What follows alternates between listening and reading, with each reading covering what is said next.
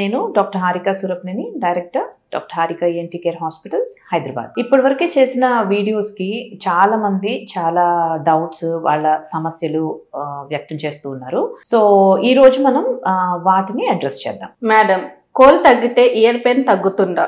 నాకు heavy cold ఉంది 5 days నుంచి. సడన్ గా లెఫ్ట్ ఇయర్ పెయిన్ వస్తుంది, ఏం చెయ్యాలి? సో కోల్డ్ వచ్చినప్పుడు, చాలా సివియర్ గా కోల్డ్ వచ్చినా లేకపోతే చాలా రోజుల వరకు ఆ కోల్డ్ అలానే ఉండిపోయినా కూడా చాలా సార్లు ఈ ఇన్ఫెక్షన్, ఈ నోస్ నుంచి ఇన్ఫెక్షన్ కాస్త చెవి వరకు స్ప్రెడ్ అయ్యే అవకాశం ఉంటుంది. ఎందుమూలన అంటే ఈ మన నోస్ కి చెవికి మధ్యలో యుస్టేషన్ ట్యూబ్ అని ఒక కనెక్షన్ ఉంటూ ఉంటుంది. సో ఈ కనెక్షన్ ద్వారా మనం ఎప్పుడైతే బాగా జలుబు చేస్తుందో, ముక్కంతా పట్టేస్తుందో, బాగా ముక్కు నుంచి కారుతూ చీవిడిలాగా వస్తూ ఉంటుందో, ఇలాంటప్పుడు వీటెంటూ బాగా చీదడం కానీ అలా చేస్తూ ఉంటాం. సో ఎప్పుడైతే ఆ ప్రెషర్ కి బాగా చీదడం అలా చేసినప్పుడు ఆ ప్రెషర్ కి ఆ ఇన్ఫెక్షన్ అంతా ముక్కులో నుంచి ఆ యుస్టేషన్ ట్యూబ్ ద్వారా చెవి మిడిల్ ఇయర్ వరకు, మధ్య చెవి వరకు చేరే అవకాశం ఉంటుంది. సో ఎప్పుడైతే ఈ మధ్య చెవి లోపలికి ఇన్ఫెక్షన్ చేరుతుందో సివియర్ గా చెవి నొప్పి రావటం, ఒక్కొక్కసారి కర్ణబెరి చిన్నగా పగిలి ఆ లోపల ఉన్న ఇన్ఫెక్షన్ నీరు లాగా, చీమ్ లాగా, బ్లడ్ లాగా బయటకు రావడం కూడా జరుగుతూ ఉంటుంది. దీన్ని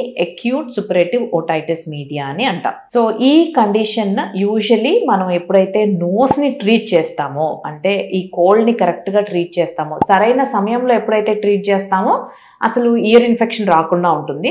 బట్ ఆల్రెడీ ఎప్పుడైతే ఇయర్ ఇన్ఫెక్షన్ సెట్ ఇన్ అవుతుందో అప్పుడు అలాంగ్ విత్ నోస్ మనం ఇయర్ కి సంబంధించిన, ఇన్ కేస్ చెవిలో నుంచి చీమ్ అలా కారుతోంది అంటే కనుక చెవిలో కూడా డ్రాప్స్ వేయటం, ముక్కులో డ్రాప్స్ వేయటం, యాంటీబయాటిక్స్ అవి వాడటం, ఇలాంటివి చేయాల్సి ఉంటుంది. సో వన్స్ మనం ఇయర్ పెయిన్ వచ్చిందని ఓన్లీ ఇయర్ని ట్రీట్ చేస్తే అది తగ్గదు. సో నోస్ని కూడా మనం ట్రీట్ చేస్తేనే ఆటోమేటిక్గా, ఇన్ కేస్ నోస్ కోల్డ్ కంప్లీట్గా తగ్గిపోయింది అంటే ఆటోమేటిక్గా చెవి కూడా తగ్గిపోతుంది.